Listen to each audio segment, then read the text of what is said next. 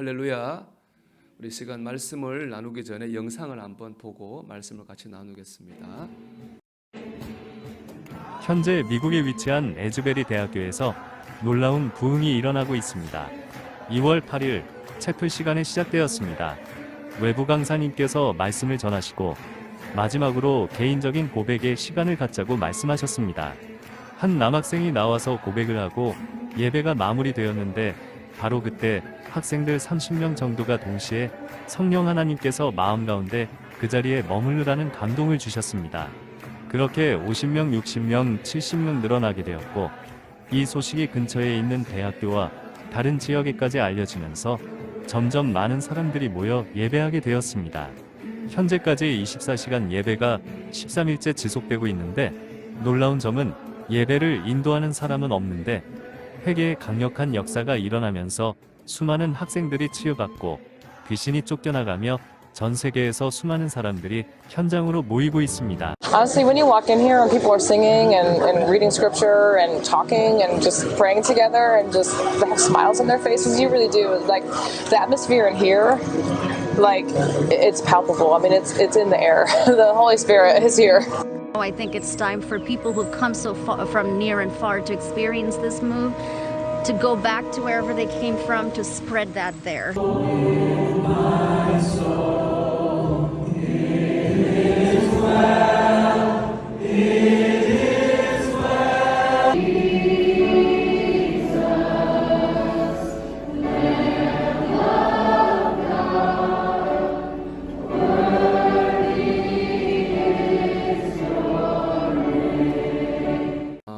지금 본 영상은 지금 굉장히 세계적으로 이슈가 되고 있는 사건입니다. 에즈베리 대학에서는 대부흥이라고 우리가 지금 말하고 있는데요. 이 보신 영상은 지금 지난 2월 8일부터 미국 에즈베리 대학에서 일어나고 있는 부흥에 관한 영상입니다. 실제로 우리는 이런 일들이 책에서 봤는데 일어나고 있습니다. 지난 2월 8일 날 미국의 이제 켄터키의 에즈베리라고 하는 그 한 조그마한 도시에 있는 학교가 있습니다. 이 학교가 기독교 학교라 채플이 있어요. 그래서 학생들은 이 채플 학점이거든요. 이 학점을 따야지 이제 졸업을 해요. 그래서 뭐 신앙이 있든 없든 여기 참여해야 됩니다. 근데 그날 예배를 뭐 학생들은 그냥 습관적으로 참여하는 거죠. 근데 그 예배가 끝나고 은혜 받은 학생 한 20-30명 정도가 남아서 기도하기 시작했어요. 수업이 끝난 학생이 또 들어오기 시작했어요. 학생들이 막 갑자기 예배당으로 몰려들기 시작했어요. 50명, 60명, 70명. 그 학생들이 자기들이 받은 은혜를 문자나 SNS로 나누기 시작했어요. 다른 학교 학생들이 또 미국 전역에서 여기로 와서 하나님 앞에 예배하기 시작했습니다. 24시간, 하루에 1시간도 빠짐없이 계속 지금 거의 지금 2월 8일부터니까 한 달 가까이 24시간 예배가 계속 되고 있는 거예요. 여러분 영상 벌써 알지만은 온 사람들이 안에 누가 나와야 들어가기 때문에 들어온 사람들은 예배당에 들어가지 못하고 예배당 밖에서 7, 8시간을 기다려야 된다는 거예요. 근데 기다리면서도 거기서 하나님을 또 찬양하고 예배하고 있는 겁니다. 그러니까 이 예배들을 지금 거기서 난 그 사건을 통해서 수많은 사람들이 회복과 치유와 인생의 문제 해결을 경험하고 있다는 거죠. 유튜브로도 이제 실시간 전송되고 있고 저도 이제 틈틈이 가서 참여하는데 거기 댓글을 보면은 유튜브로 예배하면서 삶의 문제가 해결됐다고 하는 간증들이 댓글에 쫙 올라오는 것을 보게 됩니다. 참 놀라운 건데요. 더 놀라운 건 뭐냐 하면은 여기까지 오는데 24시간 예배가 한 달 했으니까 뭐 몇 시간인지 세보지 않아 모르겠는데 어떤 단체가 이걸 주관한 게 아니라는 거예요. 어떤 뭐 탁월한 개인이 이끌어간 게 아니라는 거예요. 이게 이제 미국 TV에 전체적으로 막 이슈가 되니까 미국의 전역의 유명한 사역자들, 찬양 사역자들 또 사역자들이 내가 참여하겠다고 했지만 그 대학교에서 다 거절했다는 거예요. 됐다고. 그리고 대학에서도 장소를 빌리고 질서를 유지하는 것 외에는 아무것도 하지 않는다 그래요. 그냥 예배에 참석한 사람들이 자기 하고 싶은 대로 하는 거예요. 어떤 사람은 찬양하고 어떤 사람은 기도하고 어떤 사람은 성경 읽고 어떤 사람들은 모여 서로 중보기도 하고 어떤 사람은 대화하고 서로는 자유롭게 하는데 그냥 무질서할 것 같잖아요. 전혀 무질서하지 않고 질서 있게 한 달 동안 현재 계속 이런 역사가 일어나고 있다는 거죠. 어떻게 이런 일이 가능하겠습니까? 바로 성령께서 역사하시기 때문입니다. 이 예배에 참여하던 그 학생의 간증이 저는 굉장히 마음에 와닿았어요. 부흥은 책에서만 있는 건 줄 알았습니다.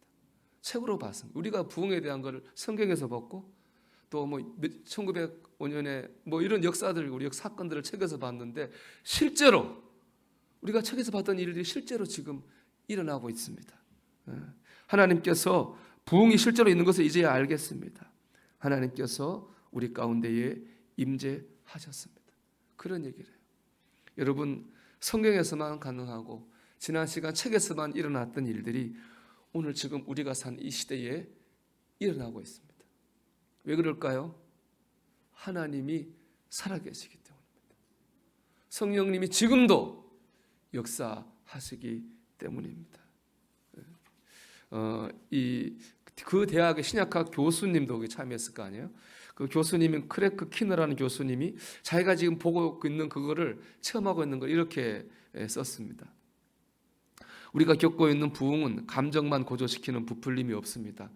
오히려 지금까지는 대부분 조용하고 고요했습니다. 희망과 기쁨과 평화의 혼합은 형언할 수 없을 정도로 강하고 실제로 만질 수 있을 듯 생생합니다. 믿을 수 없을 정도로 강력한 샬롬의 느낌입니다. 부흥은요, 감정적으로 뜨거워지는, 우리가 말한 뜨겁게 기도하고 소리 이런 것만 의미하는 게 아니라는 거예요. 부흥은 희망, 기쁨, 평화가 실제로 만져지는 것처럼 생생히 느껴지는 겁니다. 너무나 강력한 샬롬이라 그래요. 샬롬은 평강이잖아요. 너무나 강력한 평강이, 너무나 강력한 평화가 우리 안에 임하는 것이 바로 부흥입니다. 여러분, 이 부흥이 오늘 저와 여러분 가운데 임하게 되기를 간절히 소망합니다.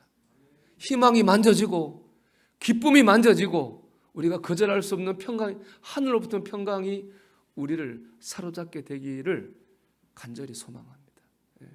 우리가 지난 수요일 한 2달 동안에 다윗의 장막이라는 책을 읽었어요. 그 책의 주제가 임재, 하나님의 임재 부흥이었거든요. 그 읽고 제가 읽어보니까 더 생생하게 느껴지는 거예요. 그 다윗 장막의 책을 내용을 한 줄로 요약하면 이거예요. 내가 세우면 내가 가겠다는 거예요. 우리가 다윗의 장막 같은 하나님 임재하실 마음의 준비를 하면 하나님이 임재하시겠다는 거예요. 우리가 준비가 되면 우리는 하나님 주시는 부흥을 경험하게 될 것입니다.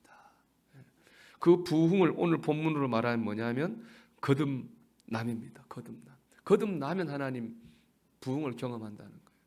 오늘 말씀 보면 니고데모라는 사람이 밤중에 주님을 찾아왔어요. 그리고 이렇게 그 찾아온 니고데모에게 주님이 이렇게 말씀하셨습니다. 사람이 거듭나지 아니하면 하나님의 나라를 볼 수 없느니라. 거듭나지 않으면 하나님 나라를 볼 수 없다. 이 말을 바꿔 말하면 뭐예요? 우리가 거듭나면 하나님의 나라를 볼 수 있다는 거예요. 우리가 거듭나면 우리가 지금 보고 있는 부흥을 나와 우리 가정이 경험할 수 있다는 겁니다. 거듭나면 부흥을 경험할 수 있습니다. 여러분 거듭나셨습니까? 여러분 거듭나셨나요? 저는 지난주에 복음서 읽으면서 참 마음에 찔리는 구절이 있었습니다. 마태복음 26장 35절인데요. 베드로가 이르되 내가 주와 함께 죽을지언정 주를 부인하지 않겠나이다 하고 모든 제자도 그와 같이 말하니라. 주님이 십자가 지기 바로 전날이죠. 제자들한테 얘기해요. 내가 십자가 질 때 너들 다 도망갈 거야. 베드로 너 나 모른다고 3번이나 부인할 거야. 그렇게 말해요. 제자들을 베드로 다 안 그럴 거라고, 절대 그럴 일은 없을 거라고 그렇게 말했습니다. 그러나 주님의 말씀대로 제자들은 도망갔고 베드로는 주님을 절대로 모른다고 부인했습니다. 과연 이들은 거듭났을까요? 여기 보면 마지막에 이렇게 말씀이 되어 있죠. 모든 제자도 그와 같이 말하니라. 그들은 말로는 완벽했어요. 근데 문제는 그렇게 살지를 못했어요. 거듭남은 삶의 문제입니다. 우리가 오늘 부흥을 경험하지 못한다면 그것은 우리의 삶이 거듭난 삶을 살고 있지 못하기 때문에 그렇습니다. 거듭나는 삶을 산다면 우리는 부흥을 경험할 거예요. 그럼 거듭난 삶이란 무엇입니까? 오늘 본문을 보면 첫째는요, 주님을 위해 내려놓아야 할 것을 내려놓을 줄 아는 것이 거듭난 삶입니다. 오늘 본문 보면 이제 니고데모는 예수님이 하나님 보내신 분이라고 하는 걸 알았습니다. 그래서 주님께 왔어요. 주님께 와서 자신의 그런 신앙을 고백하려고 했거든요. 참 좋은 거죠. 그런데 주님께 온 시점이 낮이 아니라 밤이었어요. 왜 그는 환한 대낮에 오지 않고 밤에 주님께 왔을까요? 너무 간단하죠. 낮에 오면 사람들이 볼까봐 그랬습니다. 니고데모는 보통 사람이 아니에요. 산헤드린의 의원입니다. 산헤드린은 우리나라 국회예요.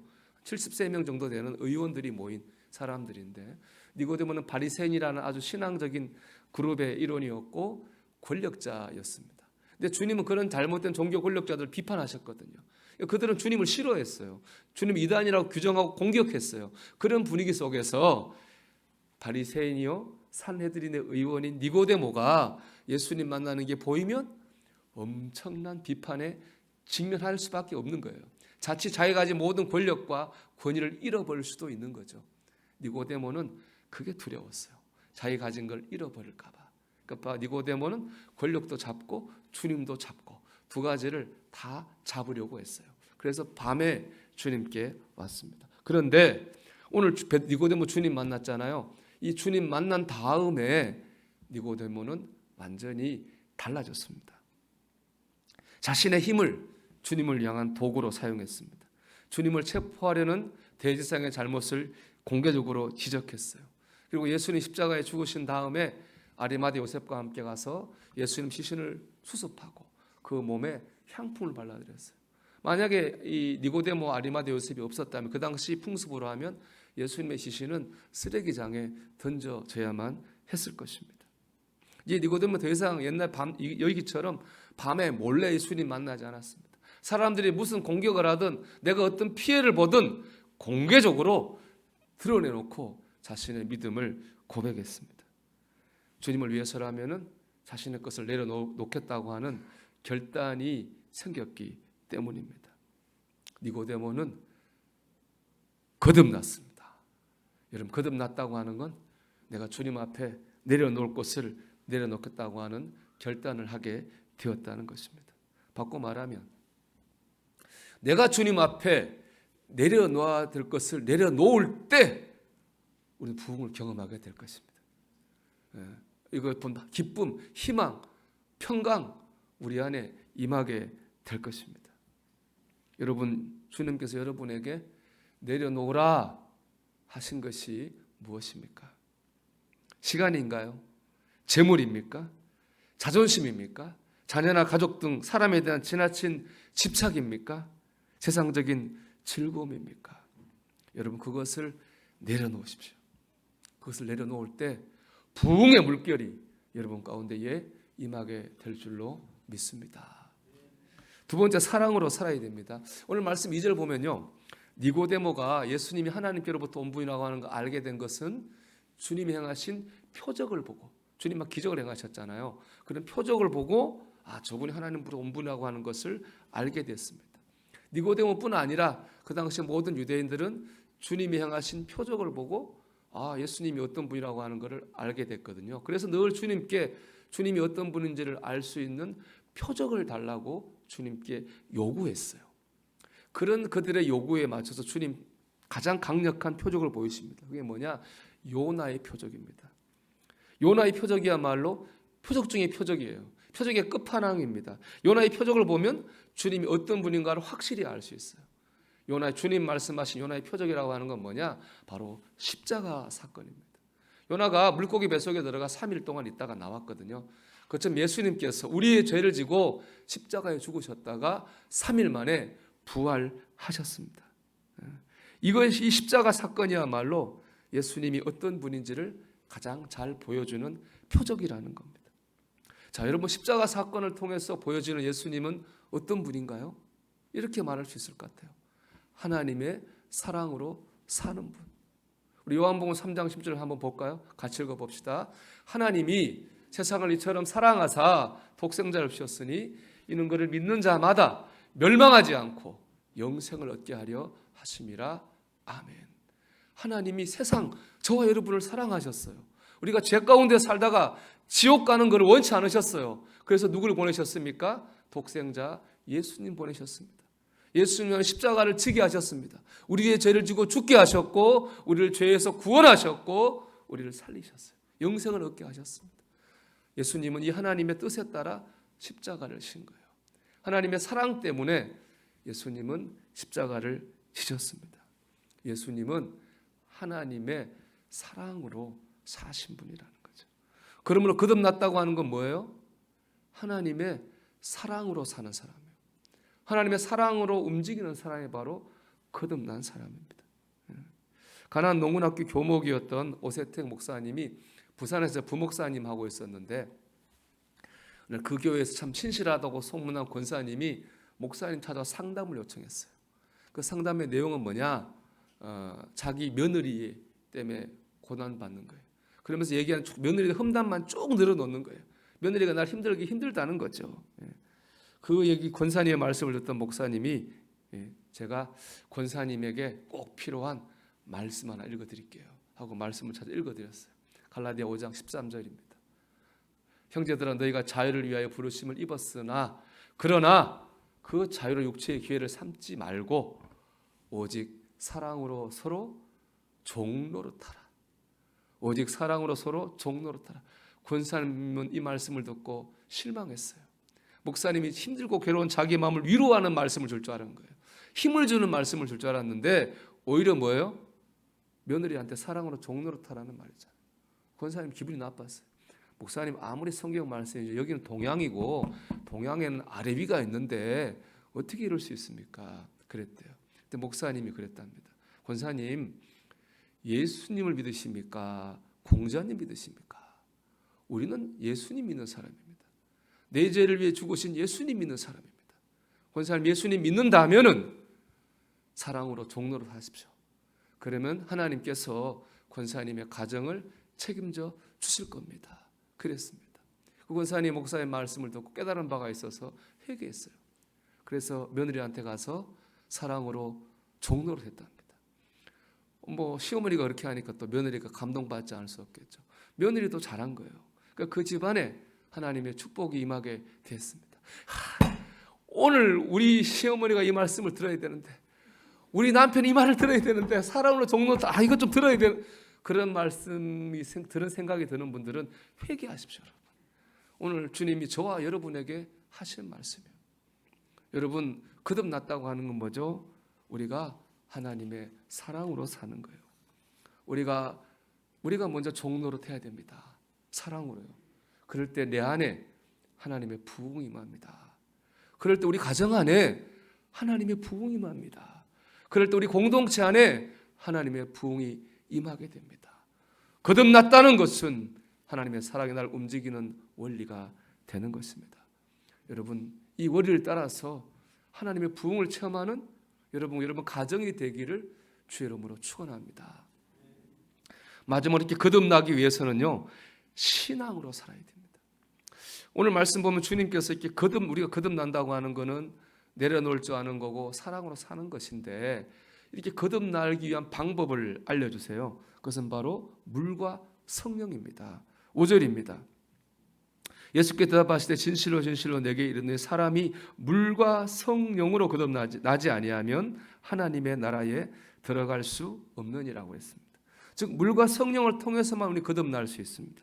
그럼 물과 성령으로 태어난다고 하는 게 뭘까요? 이게 물론 저는 성경으로 설명할 수 있고 신학적 교리로 여러분이 설명할 수 있습니다. 그런데 제가 그 유퀴즈라는 프로그램 아시죠? 제가 그거 보면서 저것이 물과 성령으로 거듭나는 거구나 라고 생각되는 장면 하나가 있어요. 뭐냐면 여러분 장미란 선수 있죠. 우리 역도 선수 전설적인 우리 고양시의 자랑 장미란 체육관도 있잖아요. 그 선수가 유퀴즈에 출연했습니다. 사회자 유재석 씨가 늘 하는 질문이 있는데 똑같은 질문이에요. 정민아 씨한테 인생과 역도가 닮은 게 뭡니까? 라는 질문을 해요. 그러니까 장민아 선수가 이렇게 대답해요. 네, 무게를 견뎌야 된다는 점에서 닮은 것 같습니다. 참 맞는 말이죠. 무게를 역도는 무게를 견뎌야 되는 거잖아요. 인생도 그렇지 않습니까? 우리 각자 주어진 자리가 있어요. 가정에서, 또 직장에서, 또 사업장에서, 학교에서, 교회에서 우리 각자의 자리가 있고 그 자리마다 우리가 감당하고 견뎌야 될 인생의 짐이 있고 무게가 있어요. 그럼 인생은 참 그 무게를 견뎌야 된다는 말은 맞는 것 같아요. 그러면서 장미란 선수가 자신의 이런 경험을 나눴습니다. 어느 날 너무 힘든 일이 한꺼번에 온 때가 있었답니다. 너무 힘들었는데 그때 어느 쯤에 아침에 일어나서 하나님께 기도했답니다. 하나님, 제가 제 일이 아무리 무게를 견디는 일이라고 하지만 지금은 너무 무겁습니다. 그런 기도를 하면서 그냥 펑펑 눈물이 났대요. 한참 울었답니다. 근데 울고 났더니 가벼워지더래요. 무거웠는데 하나님께 매달려 울고 났더니 가벼워지더라 합니다. 그리고 마음속에 감사하겠다는 생각이 들더래요. 그때부터 감사하기 시작했다고 그래요. 어제는 힘들었지만 오늘 새롭게 하루 살 수 있는 날 주신 걸 감사합니다. 지금 교수님 하시는데 학교를 갔는데 꽃이 이쁘게 폈다. 이렇게 이쁜 꽃을 보게 하신 것을 감사합니다. 그처럼 작은 일에서부터 감사하기를 시작했다고 합니다. 그랬더니 장미란 선수의 삶이 정말로 감사해지더라는 거예요. 장미란 선수는 그 기도를 통해서 거듭났습니다. 하나님, 지금 지고 있는 짐이 너무 무거워요. 울며 기도했던 그 순간이 바로 물과 성령으로 거듭나는 순간입니다. 내가 지금 지고 있는 인생의 짐이 너무 무겁다고 느껴질 때, 그래서 지쳤을 때 우리는 그 짐을 십자가 앞에 내려놓고 하나님께 기도해야 됩니다. 하나님을 의지하고 기도하는 그 순간, 말씀에 힘을 얻는 그 순간, 찬양으로 위로받는 그 순간, 바로 그 순간이 거듭나는 순간입니다. 여러분, 거듭남의 은혜가 있기를 축복합니다. 내려놓아야 할 줄 알면서도 내려놓기 힘들 때, 사랑으로 살 에너지가 고갈됐다고 느낄 때 기도하십시오. 하나님께 은혜를 구하십시오. 하나님, 내려놓을 힘을 주시고 사랑할 힘을 줄 믿습니다.